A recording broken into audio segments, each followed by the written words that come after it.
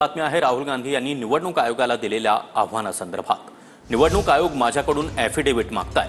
मी संसदेत संविधानाची शपथ घेतली आहे असं राहुल गांधी यांनी कर्नाटकमध्ये बोलताना म्हटलंय। शपथपत्र मागणाऱ्या आयोगाला राहुल गांधी यांच्याकडून संसदेमधील शपथेची आठवण करून देण्यात आली आहे। तर आयोगानं 10 वर्षातील डिजिटल वोटर लिस्ट द्यावी। आयोगानं गेल्या 10 वर्षातील डिजिटल वोटर लिस्ट आम्हाला द्यावी अशी मागणी आता राहुल गांधी यांनी केली है।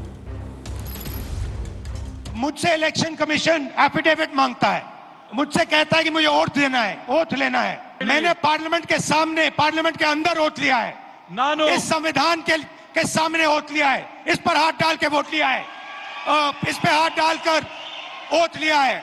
जब हिंदुस्तान की जनता हमारे डेटा को लेकर इलेक्शन कमीशन के वेबसाइट पर सवाल पूछ रही है तो इलेक्शन कमीशन ने अपना वेबसाइट बंद कर दिया, क्योंकि वो जानते हैं कि अगर हिंदुस्तान की जनता ने इसी डेटा को लेकर सवाल पूछना शुरू कर दिया तो उनका पूरा ढांचा कोलैप्स कर जाएगा। अगर हमें इलेक्ट्रॉनिक डेटा मिल जाए, हम साबित कर देंगे कि हिंदुस्तान का प्रधानमंत्री चोरी करके प्रधानमंत्री बना है। कि इलेक्शन कमीशन इलेक्ट्रॉनिक डेटा और वीडियोग्राफी क्यों नहीं दे रहा है? मैं लीडर ऑफ ऑपोजिशन हूं, मगर मैं अकेला नहीं बोल रहा हूं। हिंदुस्तान की सारी राजनीतिक ऑपोजिशन की पार्टियां ये सवाल पूछ रही हैं। इलेक्शन कमीशन को एकदम ये डेटा हमारे हवाले कर देना चाहिए। कर्नाटक में जो हमने डेटा निकाला है वो एक क्राइम का एविडेंस है।